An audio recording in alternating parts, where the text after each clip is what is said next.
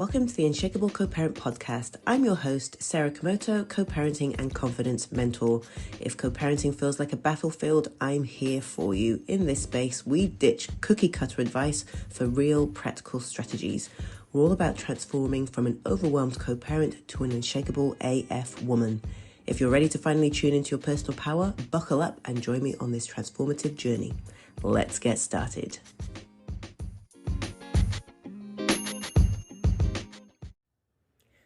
Hello everyone and welcome to the Unshakable Co-Parent Podcast. I'm your host Sarah and I'm here to guide you through this journey of becoming an unshakable co-parent, an unshakable parent and an unshakable woman. Now I'm sure many of you are wondering what exactly is unshakable co-parenting. Well, today's episode is dedicated to defining that very concept, so let's dive right in.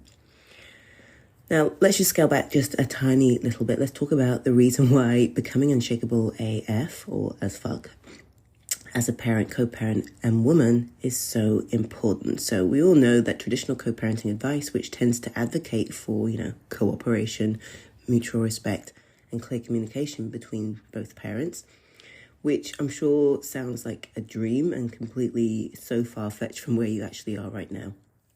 So, therapists, counselors, legal professionals, usually if they lack an understanding in emotional and psychological abuse, post-separation abuse, whatever it may be, they will just go with the cookie cutter version of advice and just say, go off on your merry way and work it out because, you're the parents. Go and work it out. Easily said than done.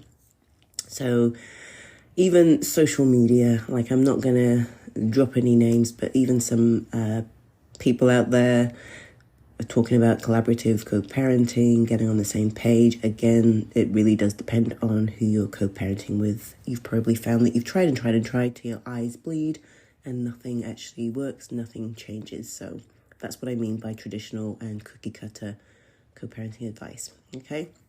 And let's not just forget how screwed the family court system is worldwide. No one seems to give any consideration or thought to the fact that emotional abuse exists, even if you have documented evidence. Unless it's physical or sexual, they don't really get it, unfortunately. Things are changing very slowly, but too slow, in my opinion. So when it comes to co-parenting with someone who, maybe is emotionally unhealthy or difficult, high conflict, those well-intended pieces of advice fall short. They fall flat on their face. And quite frankly, they can really fuck you up thinking that you're a failure.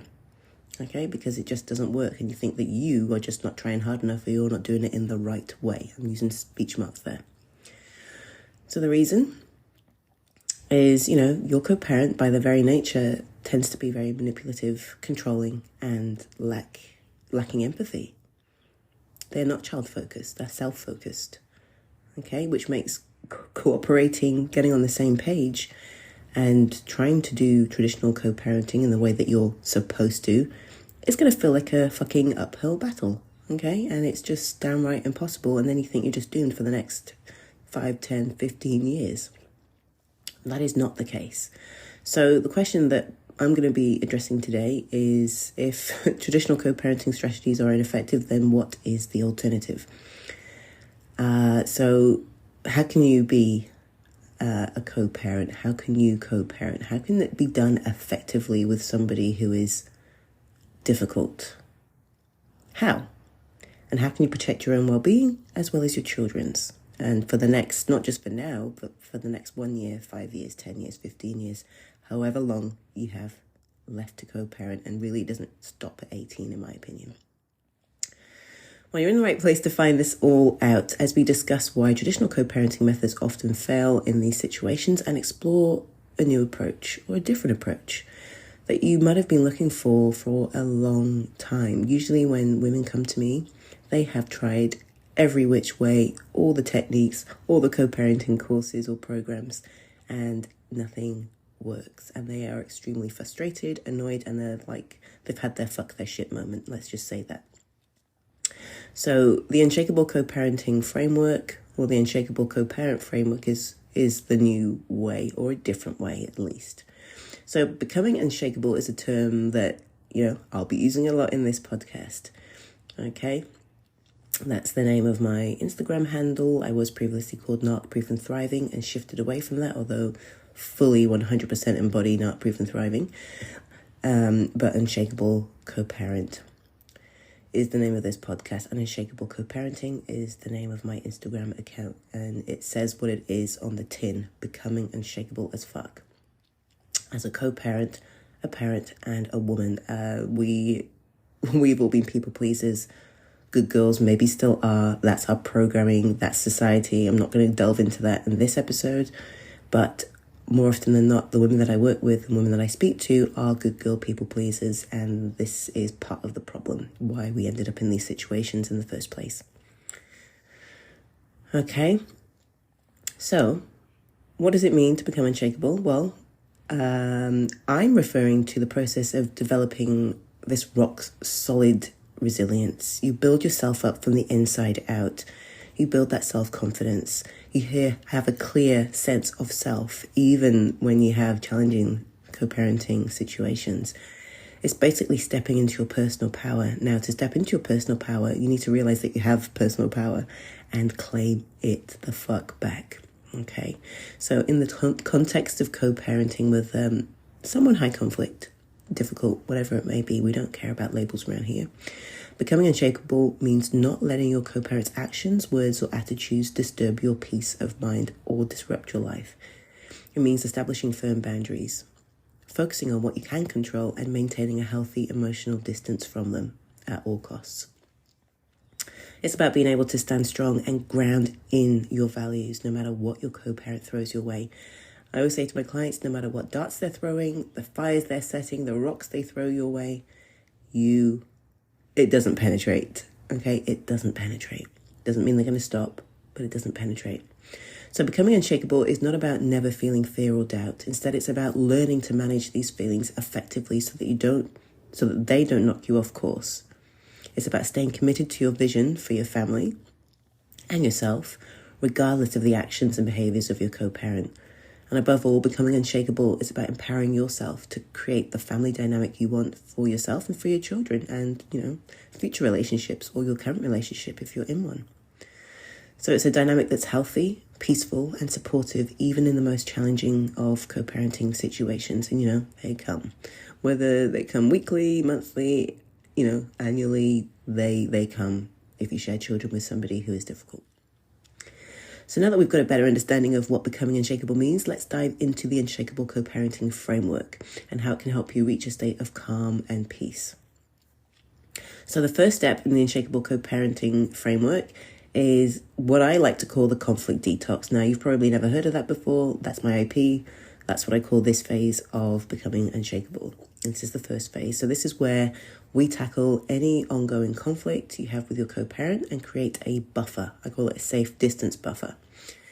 Kind of self-explanatory, but basically, you've got physical distance from them. You need the emotional and mental distance. Okay, now dealing with the conflict might seem really scary because you've tried and tried and tried. But don't worry, it's about reducing the interactions and removing the triggers that you have, or reducing them at least, and creating a physical and emotional distance. So it's not about fighting fire with fire, but rather smothering the flames with peace. How awesome is that?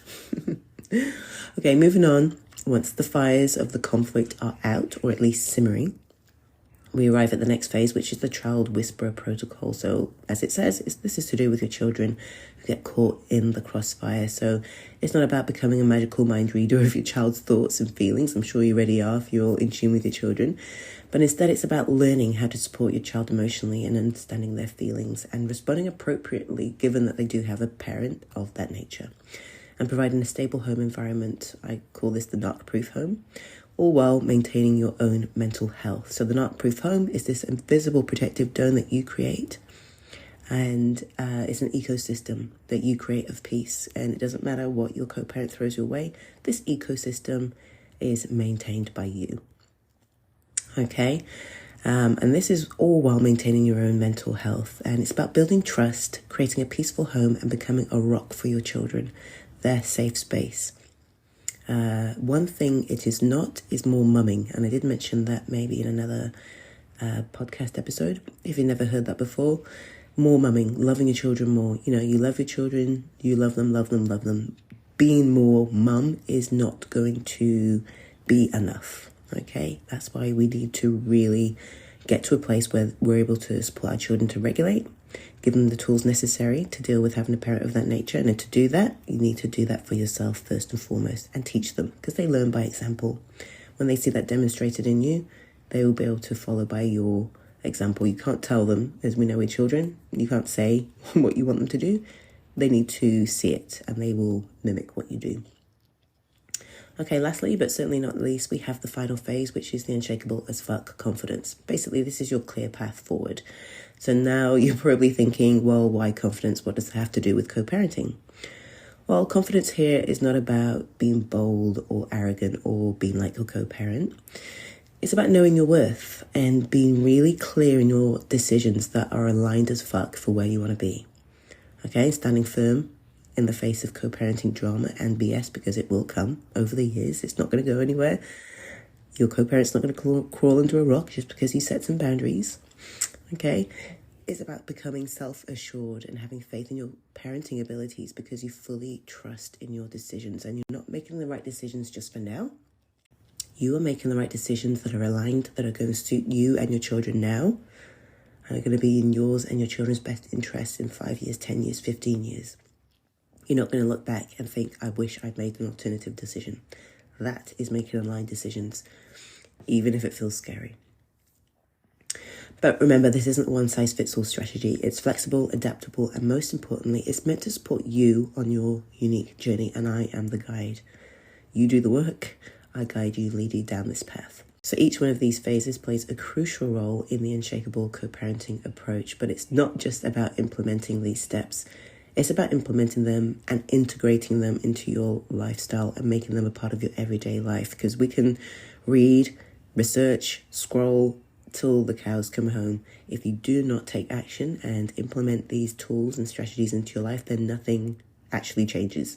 Having the knowledge is not the same as applying it to your life. You know, in the Matrix, knowing the path, whatever the phase is not the same as walking the path. Anyway, you get my drift. Now, this might sound a little bit overwhelming, what I've talked about in these three phases: the conflict detox, phase 1, the child whisper protocol, phase 2, and the unshakable confidence, phase 3. But let me tell you, you're not alone in this journey. You're never alone. I've been there, my clients have been there, my clients are there.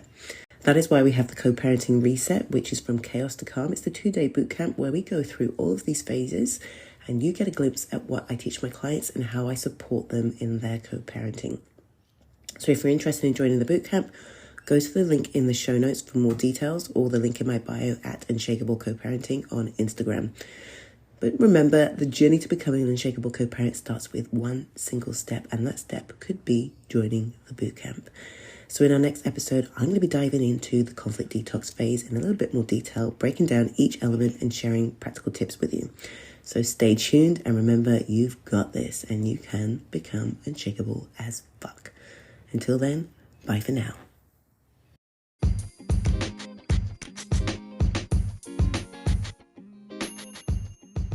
All right, thanks for spending some time with me today. And if you enjoyed this episode, please make sure to let me know. I'd really appreciate it if you could hit the subscribe button and maybe leave a review.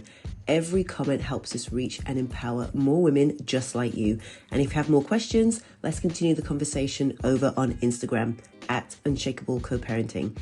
Okay, bye for now.